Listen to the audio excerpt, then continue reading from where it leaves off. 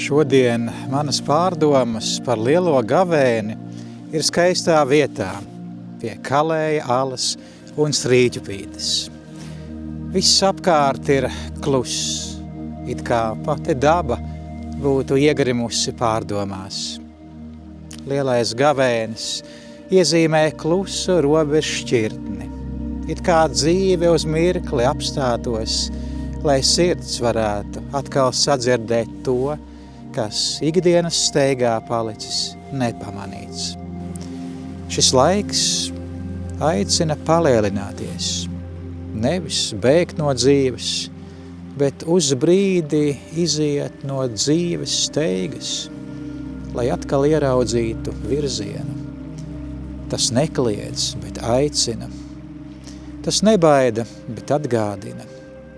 Tas nav tikai par atteikšanos, bet ir par atgriešanos pie Dieva, pie sevis, pie citiem. Gavēnis ir par atvērtu sirdi, kas atkal spēj dzirdēt, redzēt un just. Tas ir par dvēseles pavasari, kas atmodina sirdi, kas ikdienas steigā kļūsi smaga, nogurusi vai aizmigusi. Šis laiks ir, lai atbrīvotu vietu brīvībai, mazāk trokšņa, mazāk liekā, mazāk sevis paša, lai vairāk būtu. Gavēnis nav par to, ko mēs zaudējam, tas ir par to, ko mēs iegūstam. Tīrāku skatienu, mierīgāku sirdi, dzīvāku ticību, cerību un mīlestību.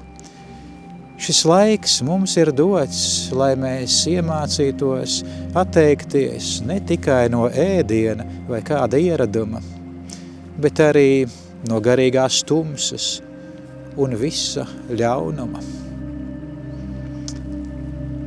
Lai mēs mācītos vairāk dot un dalīties ar savu laiku, savu uzmanību, ar savu cilvēcību.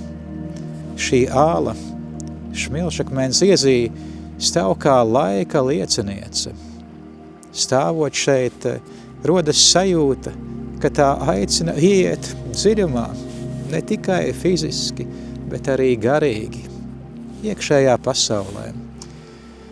Gavēnis ir aicinājums ieiet savā sirds klusumā, bez bailēm, palikt vienatnē ar Dievu, ar sevi, ar patiesību.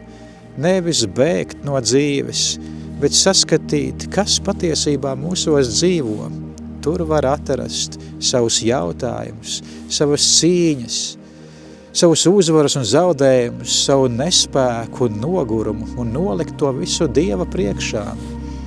Un tepat čalo mazā straujā Strīķupīte. Tā tek bez apstājas. Tā izgrauž ceļu cauri akmenim, ne ar spēku, bet ar pacietību un neatlaidību. Gavēņa laiks ir kā šī Dieva žēlastības straume, klusa, bet stipra, dienu pēc dienas, tā mūsos kaut ko maina un pārveido, atbrīvo sirdi, attīra domas un māca no jauna uzticēties. Gavēnis ir šāda atgriešanās pie sirds, godīga, klusa un vienkārša. Tāds ir ceļš no ārējā trokšņa uz iekšējo mieru, no steigas uz klusumu, no sevis uz Dievu.